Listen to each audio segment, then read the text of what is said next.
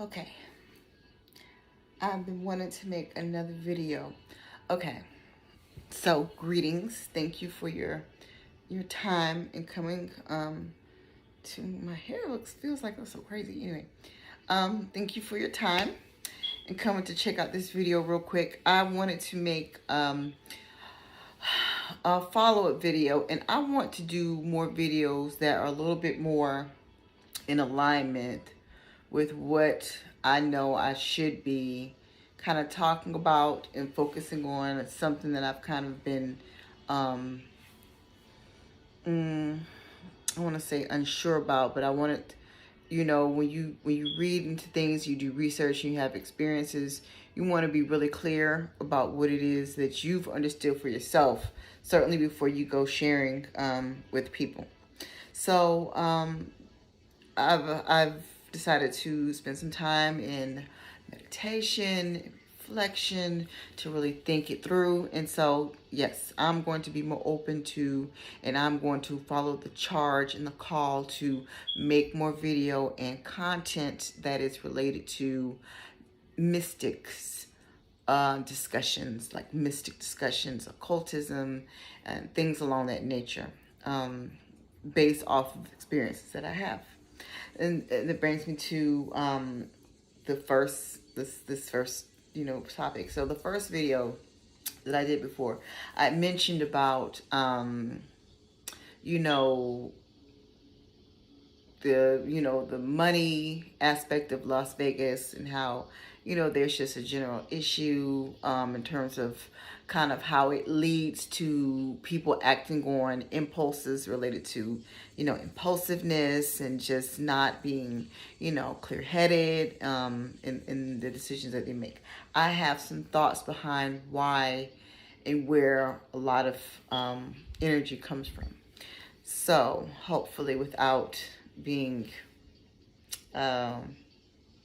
investigated for exposing stuff or anything, just playing. One of the things that I noticed on the slot machines, a lot of the slot machines that were on the floor in Las Vegas, was the bull. And so the thing about the bull is that the bull is an ancient god. I will go ahead and say Egyptian foundations, but certainly can predate in other cultures. But it definitely is a symbol of goddess energy, and from that wealth, abundance. And so to see that on the slot machines indicates a lot of what they're trying to draw on these machines, or there's probably some type of algorithm that goes into it, where they're definitely harnessing and have those machines kind of calibrated to a goddess energy. That's just definitely what I think.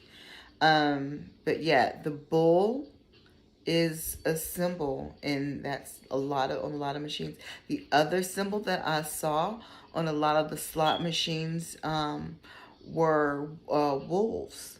Now, I myself have come to an understanding a lot of what the spiritual animals and totems represent in the spiritual world, and they have many multi faceted energies and effects for the operant or the person working with it.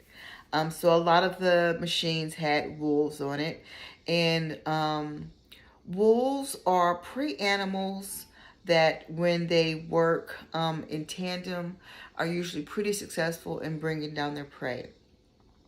And so it's complicated.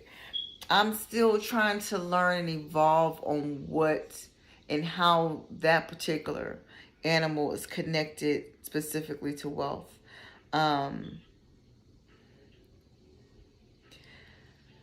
I know that some people use it as a totem when they're doing certain things related to activities that are generated towards getting wealth and generating money for them, usually in some type of kind of street kind of activity.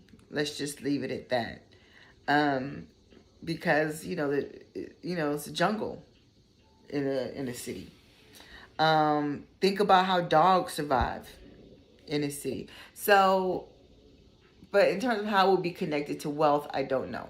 I will say this: it's not the most popular machine, and I think it's one of the cheapest machines. Um, Out of all the machines you can play. But I saw a lot of, I saw some wins, and a lot of people were still playing that one. So anyway, that doesn't matter. The point is that was an occult symbol I saw, and I didn't even realize that wolves were really truly a symbol of occult, wealth until I've seen it in action. So I was surprised to see it in Las Vegas. Um, so kind of weird energy to see in Las Vegas. Let's see, what's another symbol that I saw? Dragons. Now, of course, we all know in Chinese culture, dragons are seen as fortune, great wealth, prosperity. So, of course, naturally, there were a lot of machines, the bright, shiny new machines that had dragons as their emblem in their games. So,